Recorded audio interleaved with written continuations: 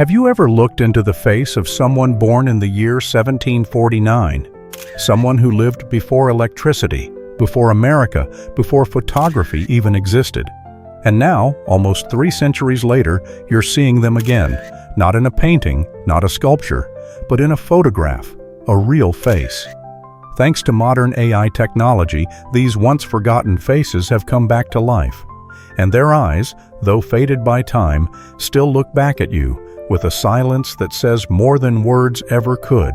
In this video, you'll meet the first generation in human history ever captured by a camera.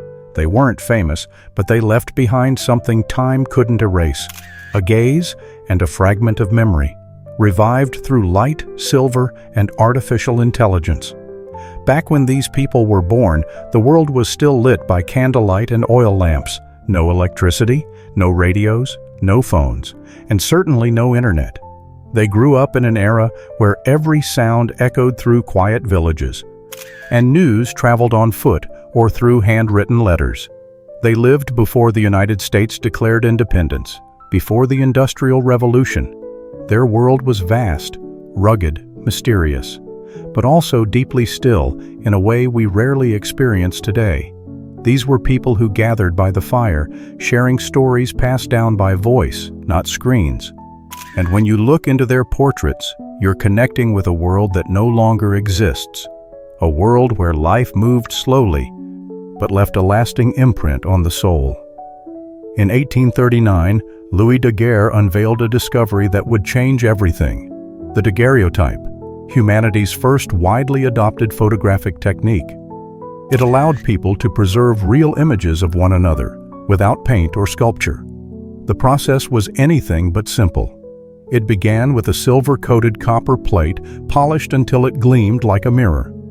Then it was exposed to iodine vapor, set under natural light for several minutes, and finally developed using mercury fumes.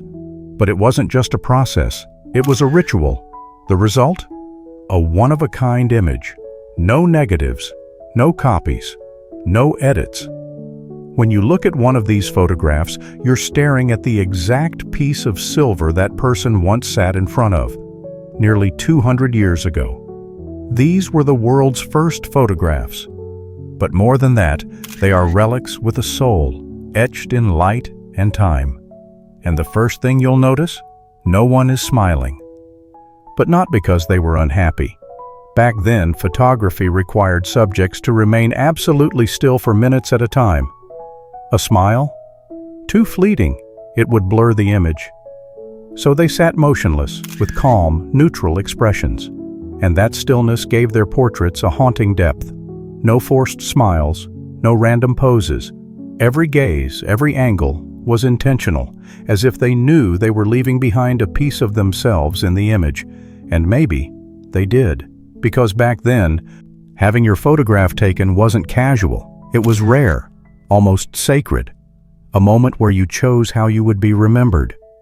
But perhaps the strangest thing about these daguerreotypes is not their sharp detail, but the feeling that someone is looking back at you. These weathered eyes, aged by centuries, still carry a presence that's hard to explain. Not a painting, not a statue. This is real light, light that once touched their skin, now reaching your eyes. They don't speak, but they don't look away either, as if they're waiting for a question, or maybe just a quiet acknowledgement that yes, they once existed. And somehow, they're still here. Each image is a silent declaration. I was here, I lived. And you, the one looking back at them, you are the proof of that. They weren't kings, they weren't inventors, they weren't the ones who made history by name. They were ordinary people living through extraordinary times, a soldier who survived the war, a mother raising her children through a brutal winter, a craftsman working quietly beside the glow of an oil lamp. Their names are not written in textbooks, but they're the reason history existed at all. These were the people who lit the fires, built the homes, planted the seeds, and held the community together so the world could keep going. When you look at their faces, you don't need to know their names. You just need to know that without them, there would be no us. They are nameless ancestors with real faces, and that's exactly why they feel so strangely familiar. Have you ever wondered what they were thinking when they looked into the lens? Were they nervous? Curious? Every pair of eyes in those portraits holds a question we'll never answer. They don't speak, but somehow their gaze tells more than any diary ever could. Maybe they were thinking of their children. Maybe they wondered who would someday see their photo. Or maybe they simply sat still and left that gaze behind, for us. That's the strangest and most beautiful thing. When you look at them, something in you goes silent too. Their world had no social media, no text messages, no buzzing phones. But they had something we've started to lose: closeness. They knew every neighbor by name. They wrote letters by hand, waited weeks for replies. They spent whole evenings simply sitting together, doing nothing but listening to the wind or a quiet melody. Life was slower, but it wasn't shallow. Every glance, every gesture carried weight. And when we look back at these portraits, they are not just memories, they are lessons. Lessons in patience, in presence, in how to live fully, even when no one is watching. We don't know their names, no notes, no captions, but their photos remain, and somehow that's enough. Each portrait is an act of resistance against being forgotten, as if they're whispering, "I lived, I was here." In a world that moves too fast, they chose stillness, and that moment, captured in silver, has somehow outlived their lives. When you look at them, you're not just observing someone long gone. You're entering a silent conversation, not through words, but through attention.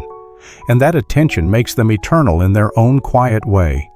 They're no longer here, but their eyes still are. Sometimes it feels like they're looking straight through you, not to judge, but to remind you that you too are part of time's great river. These people once lived, once loved, once hoped, just like you. They waited for good news, feared the sound of war, held their firstborns close, and then they were gone, leaving behind a space that only one small photograph could ever fill. Not because of its clarity, but because of its truth. No edits, no filters, just real light, real time, real people. Thanks to AI, we've been given something once thought impossible, a chance to see them again, not in cold silver, but in skin tone, eye color, and warm, moving light. 18th century faces now brought back to life through color, through motion, through artificial intelligence. But the miracle isn't the technology, it's the silence.